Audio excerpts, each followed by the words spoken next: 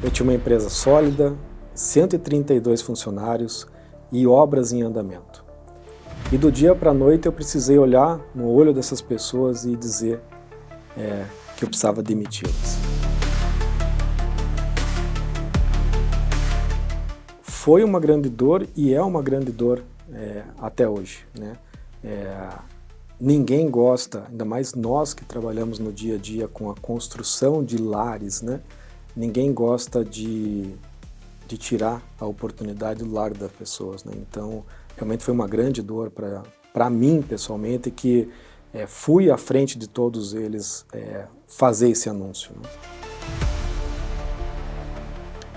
O cenário em 2013 para 2014, nós estávamos num cenário de ascensão, de crescimento, de desenvolvimento de novos projetos, de crescimento territorial, né? Nós fomos para Santa Catarina também desenvolver novos empreendimentos e aí do dia para a noite travou e a empresa simplesmente ficou à deriva, né? A gente teve realmente de uma forma muito bruta e muito inesperada a trava de todos os ativos da empresa, né? Ali na época nós estávamos com 20 anos de empresa, né? E nós nunca tínhamos tido um título atrasado, nós nunca tínhamos atrasados lá de funcionários, nós nunca tínhamos tido uma ação trabalhista, né? Em 20 anos numa construtora sem nenhuma ação trabalhista, realmente é uma história que dava muito orgulho e era uma situação que começou a dar algumas dores de barriga na empresa, mas sem ainda a gente ter o conhecimento real do que estava por vir, né?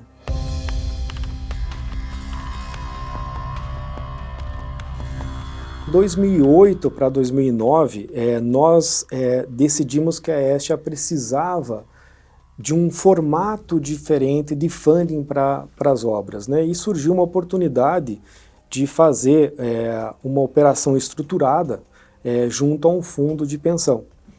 O que é uma operação estruturada? Nós temos o ativo, temos o VGV, temos a obra, nós utilizamos esses ativos nossos para emitir um CRI e uma debentures e vender ao mercado. Só que é uma operação já com o comprador da debentures já determinado, né? Já previamente negociado. Era uma oportunidade que na época nós olhamos como uma excelente oportunidade para crescimento e para alavancagem da Estia para um novo mundo, né? Uma nova forma de construir, né?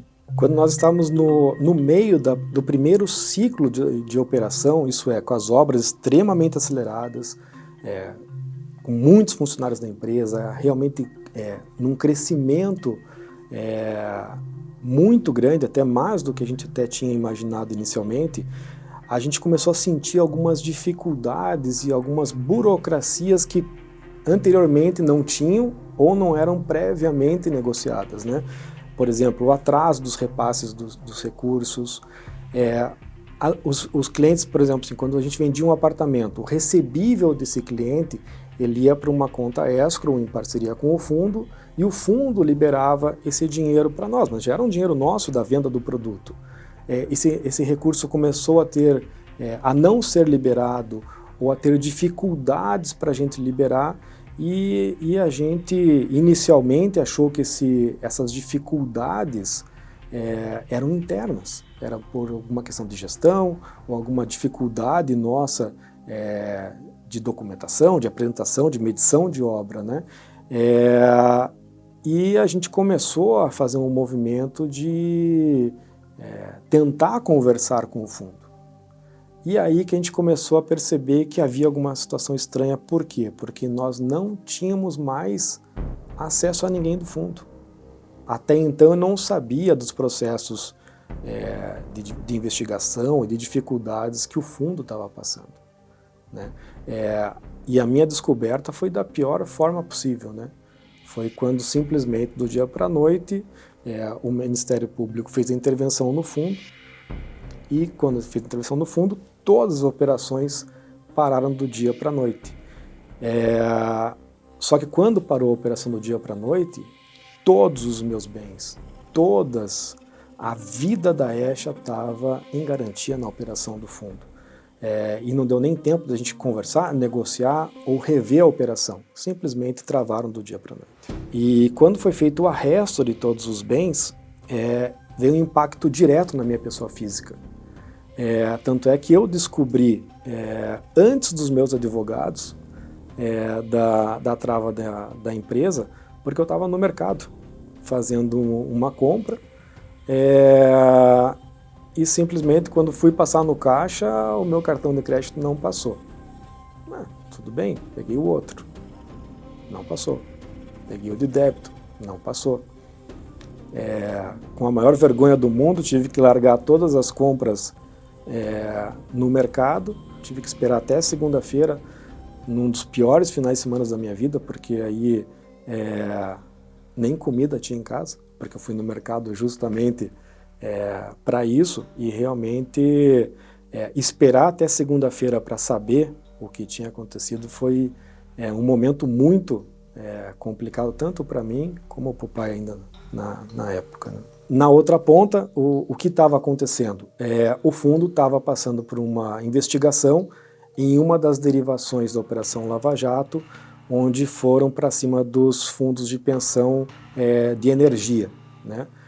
O qual o nosso fundo era um dos investigados. E como toda investigação ela age em sigilo, para nós, a gente não tinha como ter essa informação, né? Então, por isso essa nossa dificuldade de ter acesso às pessoas do fundo. Eu hoje entendo, né? Hoje eu entendo por que eu não conseguia falar com mais ninguém lá dentro.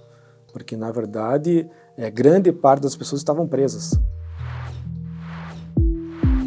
A primeira coisa que eu fiz quando descobri o que estava acontecendo, eu peguei o meu carro e fui para Florianópolis.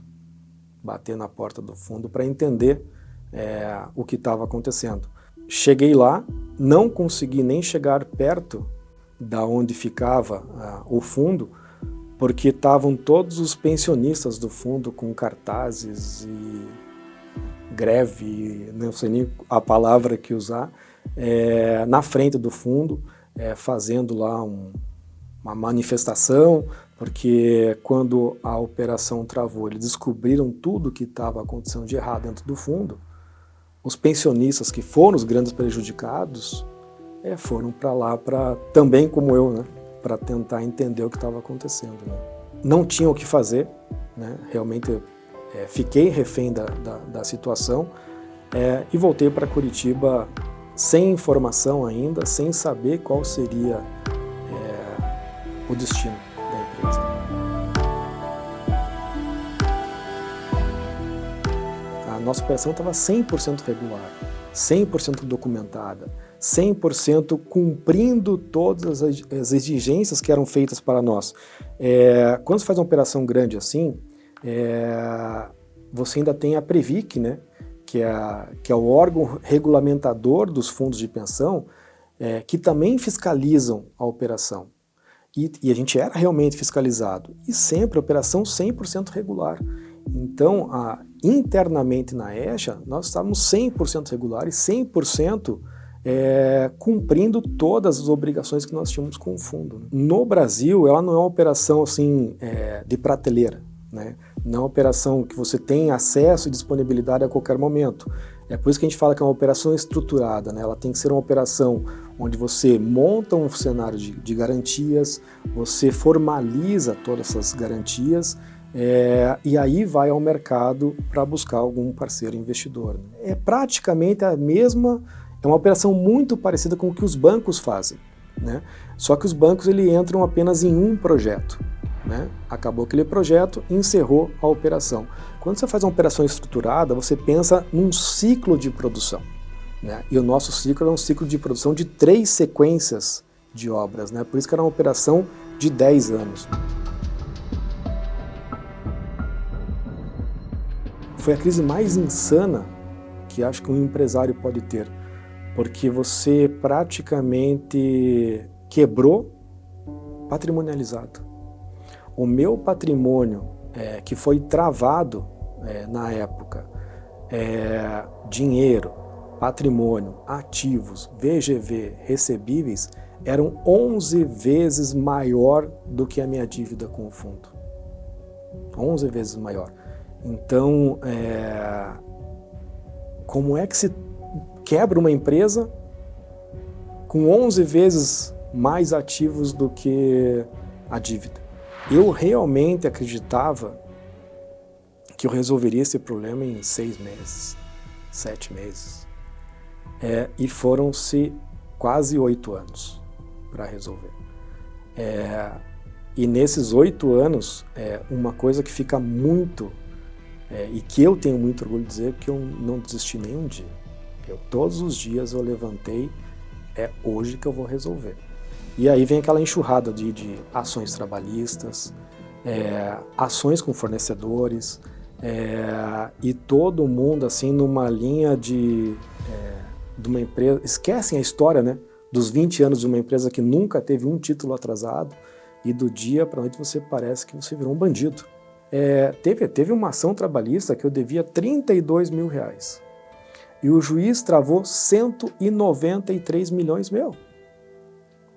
E aí na ação trabalhista eu falei, olha, para eu conseguir pagar, eu preciso que você destrave.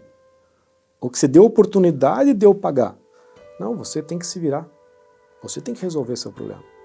Mas você bloqueou tudo. Como é que eu vou resolver meu problema? Então você acaba entrando num ciclo, numa roda que você não tem saída.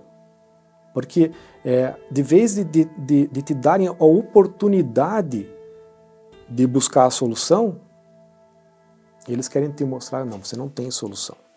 Você não vai resolver. Você vai ficar travado. Como é que eu vou pagar as dívidas se eu estou com tudo bloqueado? E quem me bloqueou não quer me liberar para eu te pagar. Então, é difícil você conseguir uma solução. E consegui.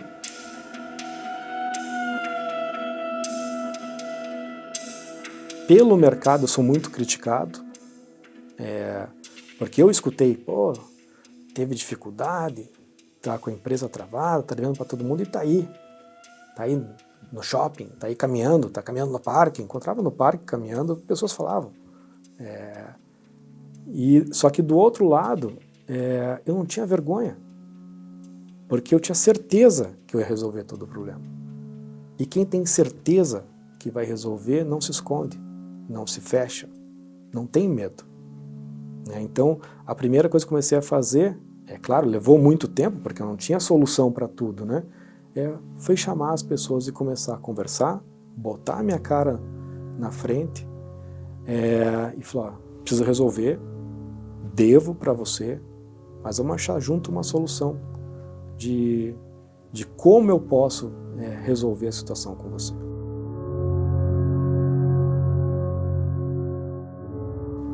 Na verdade, foi quase que uma demissão obrigatória que eu tive que fazer de toda a equipe, né?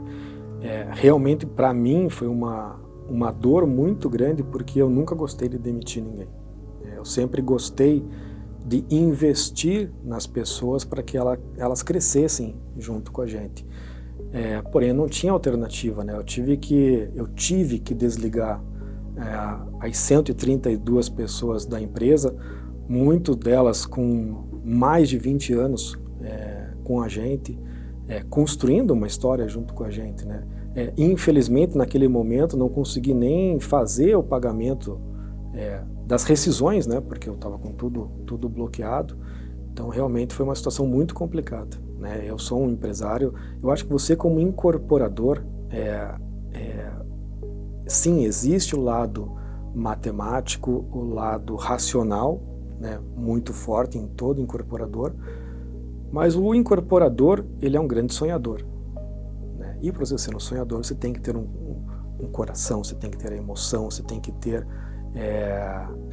o acolhimento de tudo, né? Então, eu acho que eu continuo e vou continuar sendo um grande sonhador, mas hoje com um pouquinho de pé no chão.